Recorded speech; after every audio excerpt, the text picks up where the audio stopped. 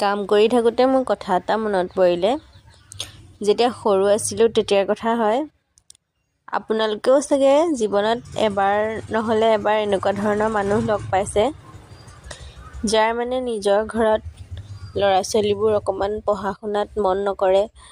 তেনেকুৱা ধৰণৰ মানুহবোৰে আনৰ ল'ৰা ছোৱালীয়ে যেতিয়া পঢ়ে, অকণমান ভালকৈ মন দিয়ে পঢ়া শুনাত, সেইটো বস্তু মানে দেখিব নোৱাৰে। আৰু তাৰপিছত কি কৰে, পঢ়ি থকা দেখিলে ক'বলৈ আহে যে ছোৱালীৰ ক্ষেত্ৰত কৈ আছোঁ মই বিশেষকৈ, ছোৱালী মানুহ সিমানকৈ পঢ়ি শুনি কি কৰিব, এঘৰলৈ যাব, এঘৰলৈ বিয়া দিব লাগিব, তাত গৈ আকৌ ভাতেই বনাব লাগিব। সৰু অৱস্থাত কিছুমান এনেকুৱা ধৰণৰ মানুহৰ মানে কিছুমান মন্তব্য শুনিব পাইছিলোঁ। তাৰপিছত সেই সময়টোত আমাৰ মায়ে উত্তৰটো কি দিছিল জানেনে? ছোৱালী হ'লে ৰাষ্ট্ৰপতি